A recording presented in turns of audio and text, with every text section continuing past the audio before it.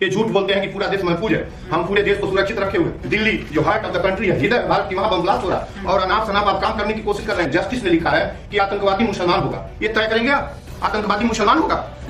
किस बिल में रुके हुए थे? आपकी ईडी वहीं है, सीबीआई वहीं है, सारी जांच एजेंसियां, दिल्ली की विख्यात पुलिस वहीं पड़ी है जो हवा में धोखा देने वालों को खींच लेती है, पहचान लेती है। और आपके चेयर के नीचे दिल्ली के दिल में बम ब्लास्ट हो रहा है, आपको पता नहीं है कत्लेआम हो जाएगा कि नहीं हो जाएगा? आप बताइए कत्लेआम। आप मंदिर बनवा रहे हैं, आपको जवाब देना। क्यों मंदिर बन रहा है? क्यों सड़क पर निकल के हिंदू राष्ट्र की बात हो रही है? 13 लोग कैसे मर गए? किससे पूछूं कैसे मर गए? प्रधानमंत्री मरने सुनने के बाद क्यों चले गए भूटान? कहां गए थे? कहां गए?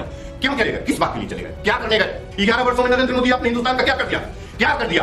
11 साल पहले भी इस तरह से नहीं था। जब मनमोहन सिंह थे कोई इस तरह का नफरत सड़क पर नहीं था। जवाब आता आपने नफरत सड़क इंच पर नफरत पैदा हो गई। एक के बाद आतंकवादी घटना। साल भर भी नहीं बीता, यहाँ आतंकवादी 24 लोगों को मार के गन डाउन करके चले गए, फिर दिल्ली के अंदर ब्लास्ट करके चले गए। सुरक्षा एजेंसियां जिनके जिम्मे है वो लोग क्या कर रहे थे? आखिर इतनी भारी संख्या में ये जो अमोनियम नाइट्राइट पकड़ा गया, और ये सिर्फ एक खेप पकड़ी गई है, इसके अलावा अलग और खेपें पकड़ी गई हैं। वो ज्वलनशील पदार्थ जो प्रतिबंधित है, जिसके लिए तमाम तरीके के लाइसेंस चाहिए, उसके बाद इसे खरीदा और बेचा जा सकता है, वो इतनी भारी संख्या में कैसे इकट्ठा हो गया? ये सवाल है। इस मुद्दे पर जो ऑनरेबल जस्टिस सुप्रीम कोर्ट हैं पूर्व के मार्कंडेय काटजू जी, उनका एक बयान जो है उन्होंने इतना पीटली और मुझे लगता है कि सबसे रिस्पॉन्सिबल व्यक्ति सबसे पहले और वस्तुनिष्ठ बयान दिया, उसको मुझे पढ़ देना चाहिए। इसके बाद तब जो है हम अपने पॉइंट के ऊपर आएंगे, अपना इनका जवाब देंगे, इनके प्रश्नों का। उन्होंने बयान दिया है, उसको नट सेल वायरल हुआ है, उसको मैं पढ़ रहा हूं, इसमें मेरा कुछ नहीं है।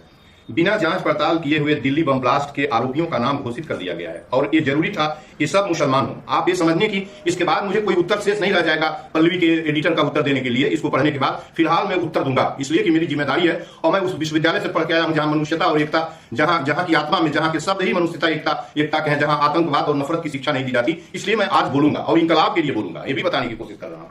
और जरूरी था कि ये सब मुसलमान हो, क्योंकि दुनिया के सारे मुसलमान आतंकवादी हैं जिनके पास बम फोड़ने के अलावा कोई काम नहीं है। यह एक रिवायत बन गई है। अधिकांश भारतीय मीडिया की टीआरपी और कई नेताओं की राजनीति मुसलमान, मुर्गा, मछली, मंदिर, मस्जिद, पाकिस्तान, तालिबान आदि के बिना नहीं चल सकता। ये उन्होंने लिखा है, ये उनका बयान है। कोई भी फेसबुक पर जाएगा और ये उनका बयान बहुत साफ साफ छपा हुआ है और टाइम्स मेल जैसी जो न्यूज घराना है उसका बयान है।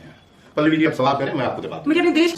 सारी एहतियात बरत रहे हैं आप, और आपकी खुफिया क्या कर रही थी? 11 वर्षों में नरेंद्र मोदी ने कुछ नहीं किया, लेकिन इतना तय कर दिया कि हर हाल में कंपल्सरली ये जरूरी है, जैसा कि इसमें जस्टिस ने लिखा है कि आतंकवादी मुसलमान होगा। ये तय करेंगे आप? आतंकवादी मुसलमान होगा? हमको बहुत खराब लग रहा है। ऑनरेबल गृह मंत्री ने कह दिया था कि आतंकवाद हमने डेड कर दिया कश्मीर के अंदर, फिर ये जारी कैसे, फिर दिल्ली तक कैसे बढ़ते चला गया? सवाल ये है, सबसे बड़ा सवाल मैं आपसे करने की कोशिश कर रहा हूं। आप मुसलमान को आतंकवाद घोषित करने के लिए मुल्क चला रहे हैं? है कोई एविडेंस?